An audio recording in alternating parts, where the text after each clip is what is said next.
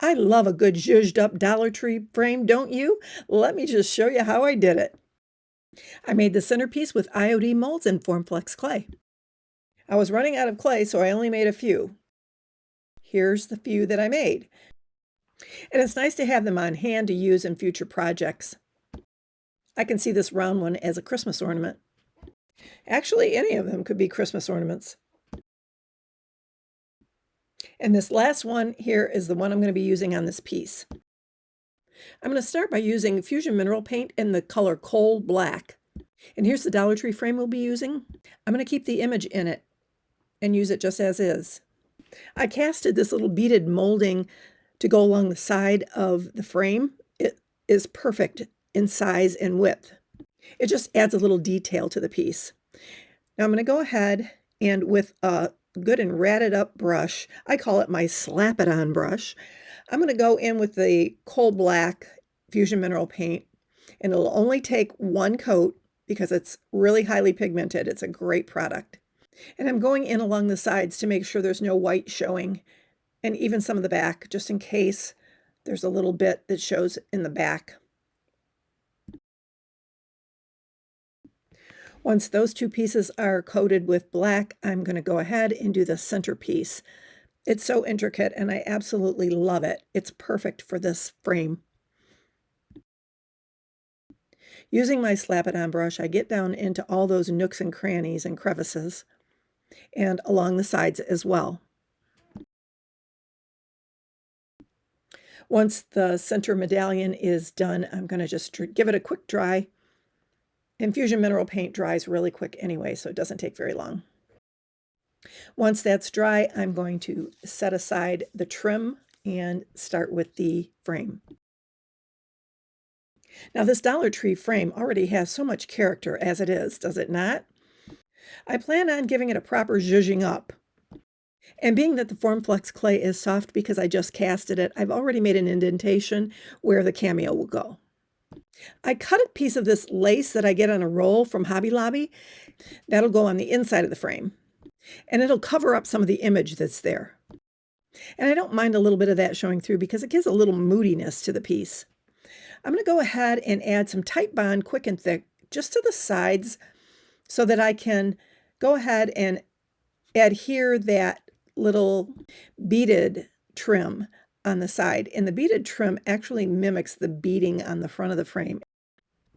Now once I reach the bottom of the frame, I try and snip it off with a blade, but the casting had been done too early and it was a little bit hard, so I just snipped it off with a scissor.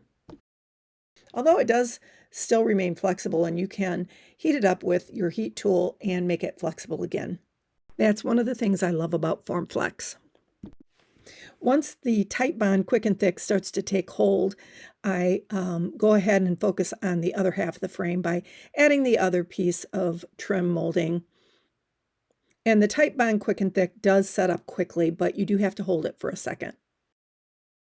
And here's the thing, if your paint isn't fresh, you could always tape it down so that it wouldn't pop back up, and in 5-10 minutes you can just take it off and it's ready to go. Titebond Quick and Thick comes out white and dries clear. So even though I'm cleaning it up a little bit, it really wouldn't be noticeable even if I didn't. Next, I'm going to go ahead and take the backing of the frame off, take that little paper insert out, and I'm going to be using that insert with the lace.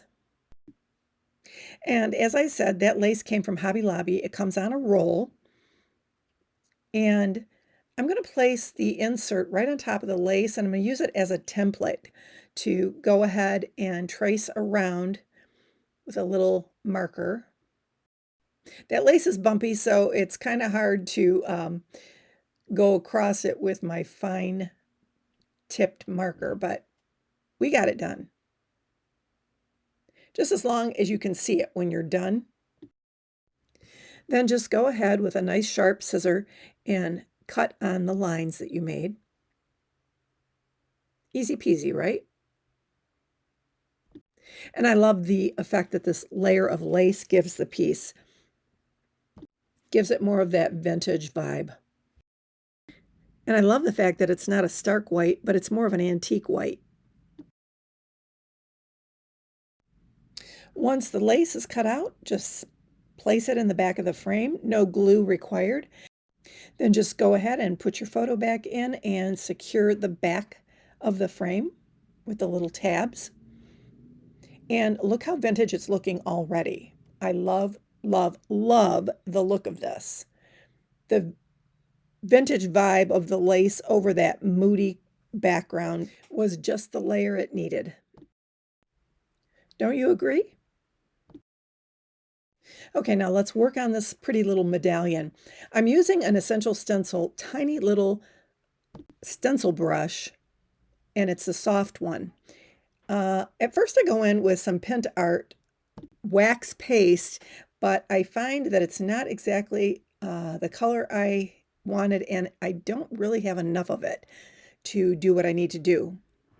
So I abort mission and go to plan B, which actually turned out much better. Crafters always have to have a plan B and sometimes a C. I decided to use my copper from Decor, and I'm going to do a little dry brush technique. All you do is you put your brush right in the paint, mix it into the bristles of the brush, and very lightly go over all of the high points of the piece. There's a lot of detail in this little medallion, so I'm going over all of the highlights. And as I'm doing it, I'm realizing it's just a little bit darker than I really wanted it to be. It's more of a copper tone, and that frame has some gold in it.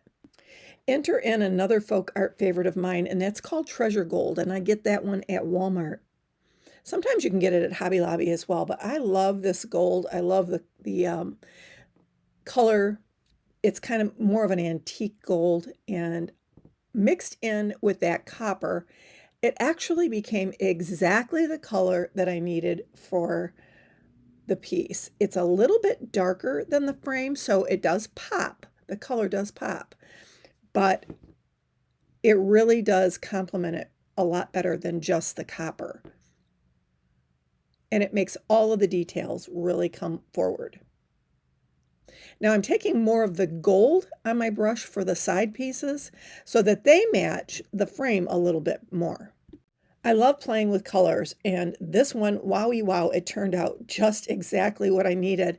Okay, now we're just going to go in and dry this up a little bit so we can go ahead and mount that centerpiece.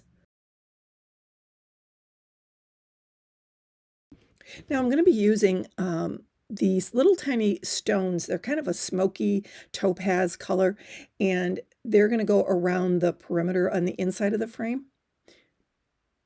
But I'm putting some Titebond Quick and Thick on the medallion. Not too much. I'm keeping it on the thin side because I don't want it to ooze out onto the glass. I'm learning to work smarter instead of harder.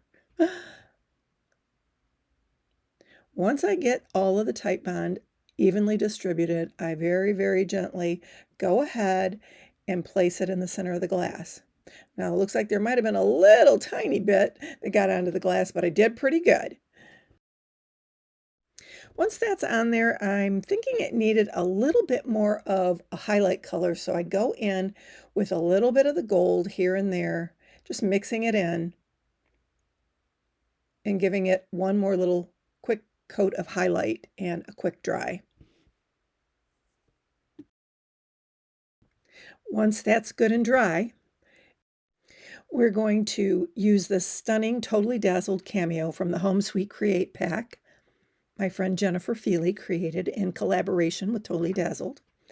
And we are going to add some B7000 to the high points of it.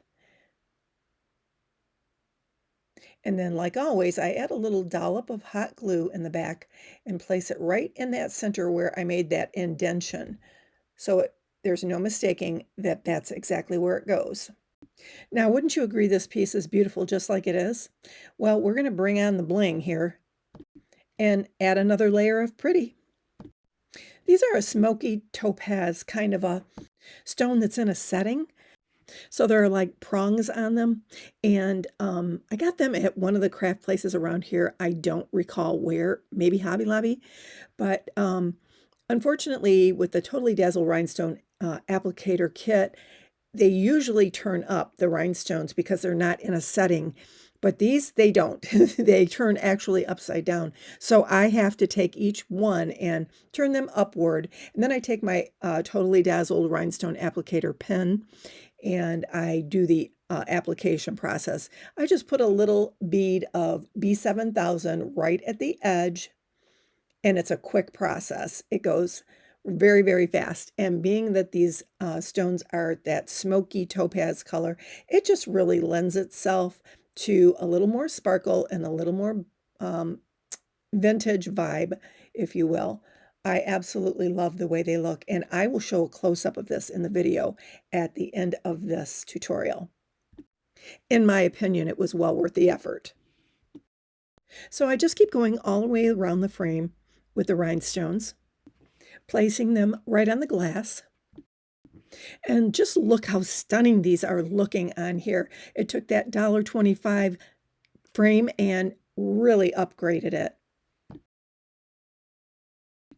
Once I got all of the stones on, I dried it up a little bit with my heat tool just to make sure that the B7000 starts to set up and nothing's going to be sliding around on me. And at this point, I think I'm going to pronounce the piece done. Gosh, I love this. I can't think of another thing I could do to it that would make it prettier. I love it just like it is. Looky, looky. Let me turn this light up a little bit so maybe you can see how pretty it turned out. Isn't that stunning? I love, love, love how that turned out. Look at all that sparkle all the way around. Gorgeous. Gorgeousness, right? And look at how that paint on the side, that little beaded thing, how that little bit of paint matches the frame just like it was meant to be there. That's crazy to me that those two colors just went together perfectly. But the thing in the center, I kind of like that it's not perfectly the same color as the frame because it stands out more. You kind of want that contrast a little bit. So I kind of like that. That's a happy little accident, but I love it. I think it's beautiful. Anyway, I hope you enjoyed this, guys. And I hope you'll give it a try. I think you'll enjoy it too. You don't have to do it in these colors. You can do it in creams. You can do it in aqua. You can do it in any color that's your color and make it match your own decor. So there you go. All right, guys. Even your cameo, you can change the color of your cameo real easy. That's not a problem. You can get in there with some inks or with some little bit of dry brushing, some paint. You can change it up. Hey, like I always say, if you don't like it, change it. That goes for, those are words of wisdom for life. If you don't like something about your world, change it. It's really simple. For the most part. Anyway, a little prayer helps too. Listen, thank you so much for being here. I appreciate each and every one of you. Have a good night. Love you all. Bye.